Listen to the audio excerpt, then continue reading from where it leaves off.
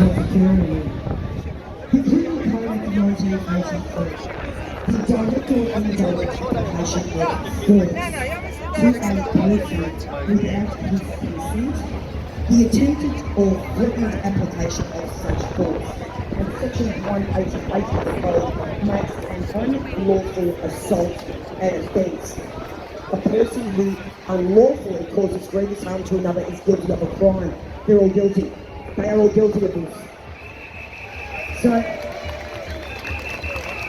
any physical contact or threat is unlawful, and it is the right of each person to choose what they want to do. It's our own bodily integrity. The right in an individual to choose what occurs with respect to his or her own person is exclusively ours privately. The law cannot draw the line between different degrees of violence and therefore totally prohibits the first and lowest stage of it. Every man's person is sacred. Our personal beings are sacred, okay? And no one else has the right to meddle with it in the slightest manner. Medical treatment of adults with full mental capacity does not come within any of the exemptions mentioned. The factor necessary to render such treatment lawful when it would be otherwise an assault is consent. So if you haven't consented, you can class it as an assault, a trespass on the body. Every human being of adult years and sound mind has a right to determine what should be done with his or her own body. And a surgeon who performs an operation or a doctor who performs an invasive medical procedure such as vaccination without the patient's consent or proceeds under fear and duress and coercion has committed a crime. Now, our government's role is to ensure good governance for prosperity and happiness. I'll repeat it. Our health is none of their business.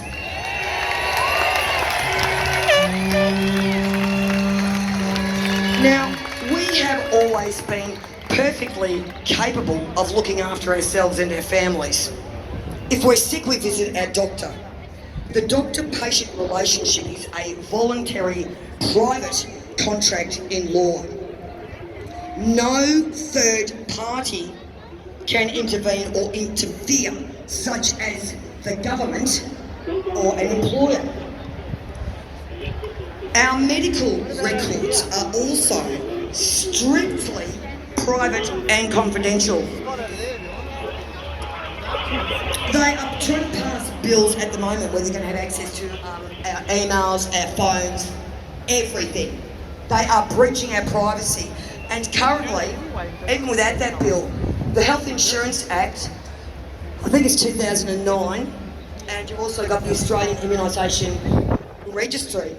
They're breaching our privacy. They're giving our data overseas.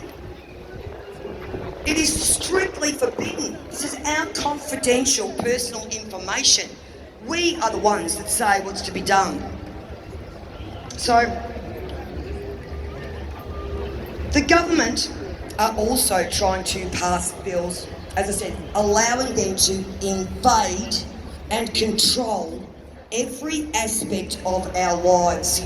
We really are in very critical times, and we have all got to wake up as many people as we can.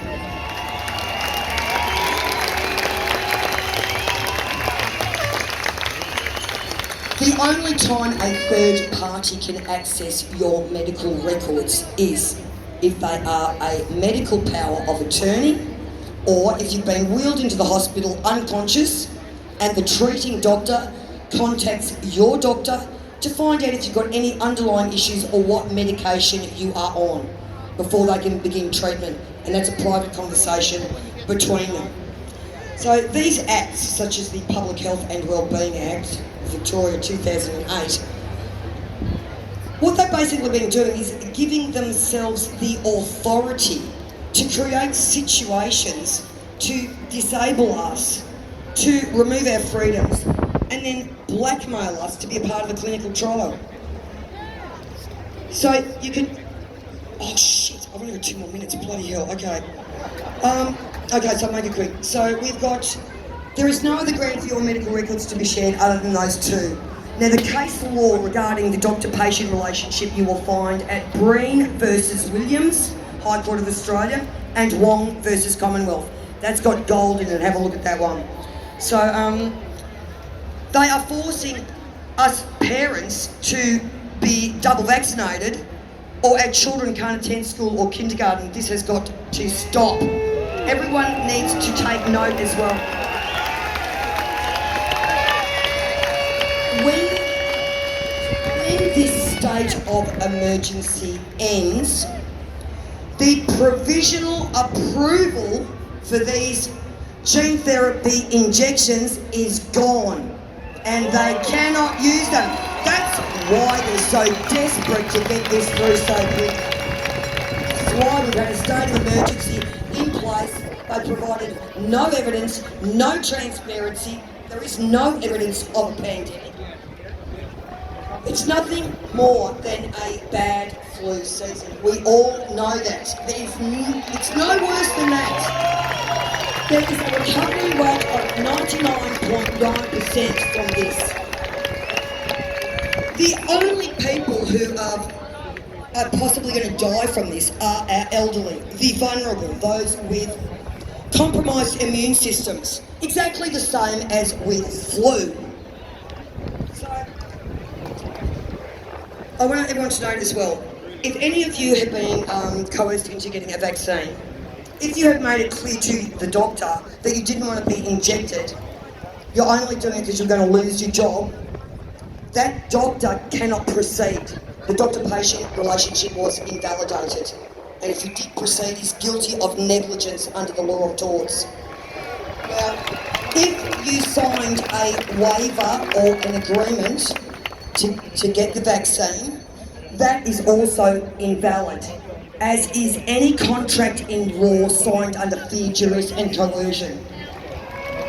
Now, everybody in public office has a fiduciary obligation to cause us no harm. Every one of them complicit in this agenda is guilty of malfeasance. It is unconscionable conduct.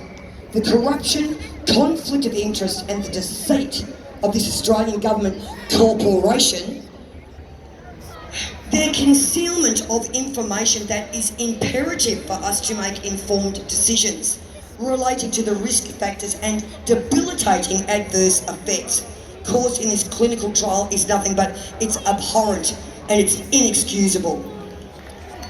These criminals in government have an utter disdain for the Constitution. They purposely removed it from the curriculum and tried to hide it back in the 70s. They don't want us to know our rights. So,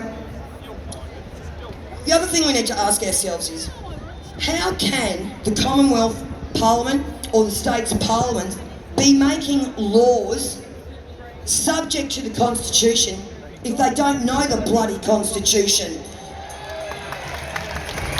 You will find that every statute, every act, piece of legislation that's been put in place probably over the past 20 to 30 years has been something that is of a detriment to us. We're going to be fined if we don't do this or that. Okay, it's just a further removal of our rights. Inch by inch, they have removed our rights. And now we're here. The Governor-General and the governors of every state, you have failed in your duties. Their primary obligation as representatives of the Queen is to uphold the Constitution. So, they should not be giving royal assent to anything. The corruption in this government is astronomical. Scott Morrison has got the ability to stop what is going on in Victoria, and he could have stopped the bill. He has done nothing. We all need to look out as well. Jane Holton. I don't know if you know her name. Jane Holton. She is the key advisor to Scott Morrison. Okay? So, let's see what she's done. She's been involved with all kinds of corporations. She's a member of the board of the ANZ Bank, the Australian Strategic Policy Institute, the US Institute of Health Metrics and Evaluation, She is also executive and coordinator of the Department of the Prime Minister and Cabinet. She was also with who? Ms Holton has had a number of significant roles in global health governance, including as chair of the board of the World Health Organization, president of the World Health Assembly. So she was chair of the Bill and Melinda Gates Foundation. I just want to get this information out to you. We need to see the conflict of interest. It is deep, and when you start digging, it's bloody scary stuff. So her husband is Peter Sutton, Trevor Sutton, Brett Sutton's brother. The conflicts of interest here are astronomical. I'll get through this as quick as I can. So she also has something to do with where the quarantine centre was, which she owns them. Look, it's just a bloody joke. This woman was involved and actually spoke at that simulation, the COVID-19 simulation in 2019, in New York. And she's the one advising Scott Morrison, mate of Bill Gates. Interesting stuff. So we have got to. So the government's long-term strategy of creating laws and circumstances to enable corruption and tyranny to prevail. The Australian Government Corporation has desecrated this country over decades. In the 50s and 60s, we were a self-sufficient, self-sustaining country. Manufacture and production was strong. Our dollar was the highest in value. Oh, sorry. One postcode. So, our farmers produced the best of everything, okay? So, the cost of living and wages actually aligned, and only one parent needed to work to comfortably provide for the family. Okay, so allowing the other parent to care and nurture the children as it should be. We had it all, we were the luckiest country in the world. But behind the scenes, the corruption and deceit was well underway, and no one noticed our rights being removed inch by inch. We're busy celebrating Bob Hawke, what a fantastic Prime Minister. He can scull a yard glass of beer, but he's over in Washington, DC, selling us out. He made us a corporation.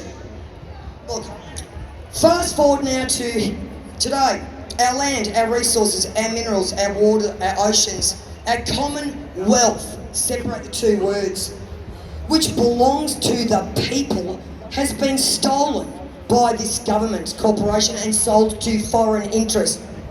They need to be disqualified. I'm not allowed to say that, I'm in trouble. So, we have also, there is very sensitive sections of infrastructure. Our titles office. There's foreign interests looking at our titles office. All our titles in their hands. Our bank, our Australian Federal Reserve, is no longer in Australia. It's a Rothschild bank. It's in Rothschild. Our medical, educational and judicial systems are all broken. So, our elderly cannot afford to heat their homes. Our returned servicemen, many suffering PS, post-traumatic stress syndrome, are homeless and committing suicide. They're on the streets, as are many Australians. This is just, when you start to look at this corruption, the two main river systems in the Murray-Darling Basin, were redirected. The government was responsible for all of this. They used it to fill 35 dams built with our taxpayers' dollars, but we couldn't access the water because they'd sold it to foreign interest, okay? So that desecrated millions of hectares of land. I'll see if I can come back later because I'm taking too long. Everybody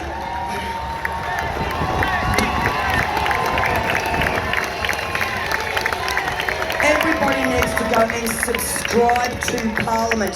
Subscribe to Parliament. Get them to send you out all the bills they are working on, okay? We've got to keep a check on what they're doing.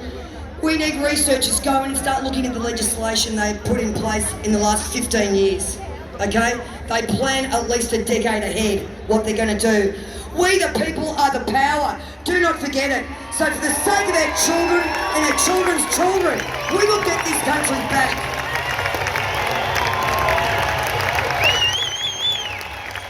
Alright everybody, keep the round of applause going. Thanks Jackie, it's always good to know our rights.